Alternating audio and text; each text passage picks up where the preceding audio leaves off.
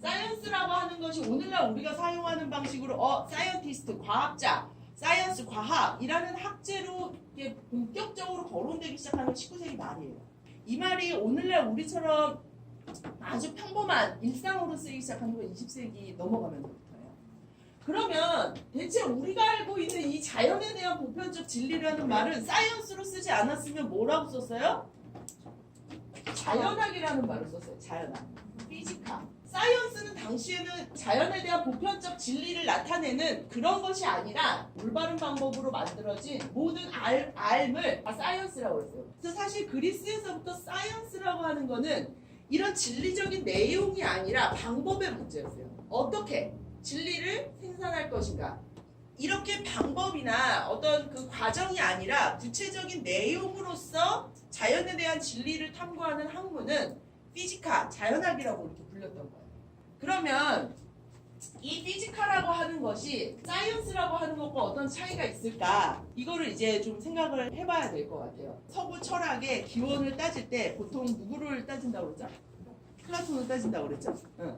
그런데 과학의 기원을 따질 때는 대부분 아리스토텔레스를 따져요. 아리스토텔레스는 아버지가 의사예요. 의사 집안이에요. 그러다 보니까 아무래도 플라톤하고는 좀 다른 느낌이에요. 그래서 아리스토텔레스가 감각으로 경험되는 세계, 바로 이 생성과 변화라고 하는 문제에 본격적으로 뛰어든 사람이라고 얘기할 수 있어요. 물론 그 전에 헤라클레이토스라든지 이런 사람들이 있긴 하지만 아리스토텔레스가 약간 삐딱선을 타게 되는데 아리스토텔레스의 질문이 뭐냐면 내가 자연이를 안다, 내가 수학을 안다, 내가 책상을 안다 라고 할 때 무언가를 안다라는 말은 그냥 눈에 보이는 거 자연이는 키가 170에 머리를 묶었고 사자를 닮았고 카카오 프렌즈의 누구 캐릭터라고 이런 얘기를 하는 건 아무 의미가 없다는 거예요. 감각 경험을 그대로 묘사하는 것, 기술하는 것은 그것에 대해서 아는 것이 아니라고 생각했어요. 그럼 뭘 알아야 돼?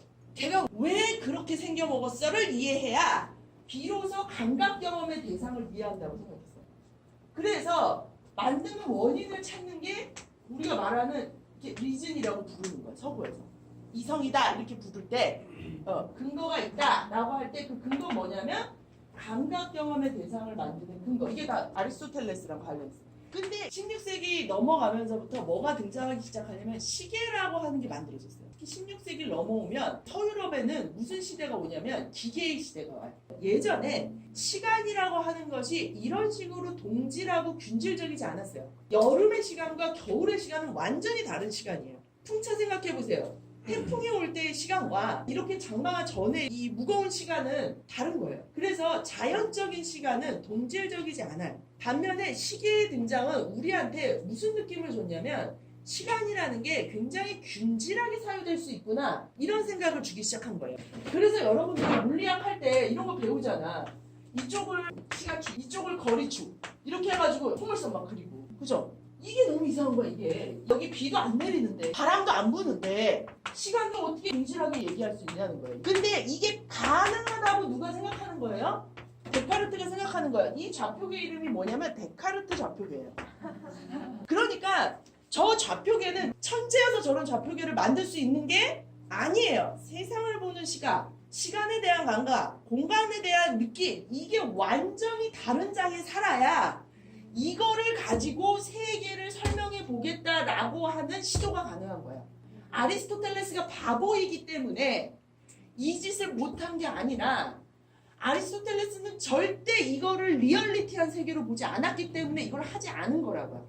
반면 데카르트는 아니야 이것도 하나의 리얼리티지 라고 얘기할 수 있었던 감각이 있기 때문에 이걸 가지고 만들 수 있었다는 거예요. 제가 계속 이 얘기를 하는 건 바로 수학적인 공간이 들어온다는 거예요. 추상적인 공간. 이 수학적 시공간에 대한 문제가 들어오기 시작해요. 이것이 피지카와 사이언스를 가르는 아주 중대한 갈림길이 돼요. 당시에는 수학은 하나의 모델이고 그냥 하나의 프레임이지 절대 이것이 리얼리티를 반영하고 있다고 생각하지 않았어요. 지금은 이과 하면은 뭐가 가장 중요해요? 수학이 제일 중요하죠. 중세 수학 과목은 그렇게 중요하지 않았어요.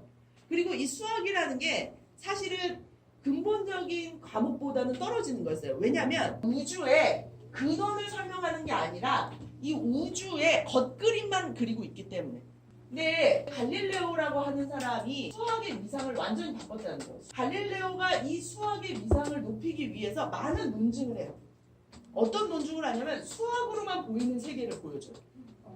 그 중에 아주 대표적인 게 뭐냐면 지구는 돈다는 거예요. 이게 지금 16세기예요. 2000년 동안 어느 누구도 지구가 돈다는 거를 입증할 수 없었어요. 지구는 운동하지 않는다는 아주 강력한 논증이 있었어요. 이걸 깰 수 있는 사람이 아무도 없었어요. 그게 뭐냐면 탑의 논증이라는 거예요. 탑의 논증이 뭐냐면 야, 지구가 움직인다고 해봐. 그래, 좋아. 그럼 네가 탑 위에 올라가서 공 하나를 던져봐. 지구가 돌아간다면 어디에 떨어져야 돼? 이 뒤에 떨어져야 되겠지. 이거를 누가 깼냐면 갈릴레오가 깬다고. 어떻게 깼냐면 대외 논증으로 깬단 말이야. 뭐라고 얘기를 하냐면 야, 우리 바다에 배 타고 갈 때 있잖아. 그때 공놀이 해봤지. 공을 위로 던졌다가 우리 그 공 받을 수 있다? 이렇게 얘기를 하는 거야.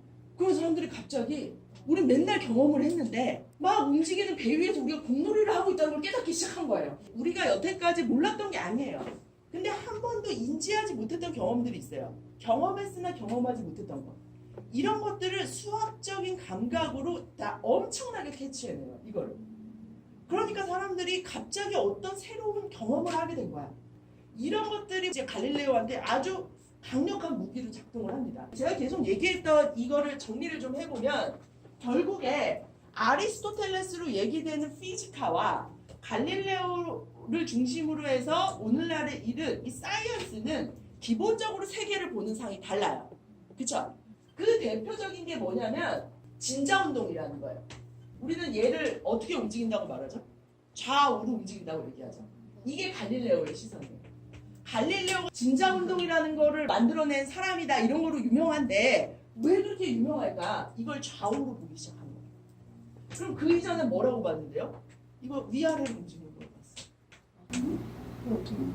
그게 어떻게 위아래로 움직여요? 마치 뭘 위아래로 움직이잖아. 내려갔다가 올라갔다가 내려갔다가 감각이 다른 거라고. 이 모습을 가지고 이제 그 과학혁명을 쓴 토마스 쿤은 어떻게 말하냐면 보통의 사람들은 하나의 팩트가 있는데 이 팩트를 아리스토텔레스하고 갈릴레오는 서로 다르게 해석했다 이렇게 얘기한대요.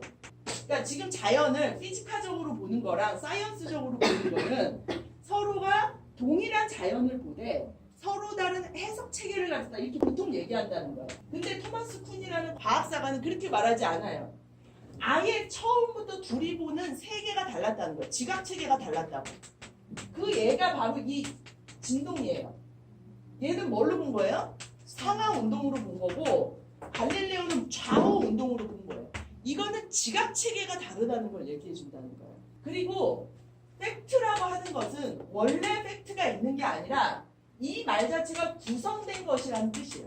우리한테 주어진 데이터를 지각이 구성을 하는 거예요. 그래서 데이터가 있는데 그 데이터를 어떻게 구성할까는 시대마다 다른 거예요.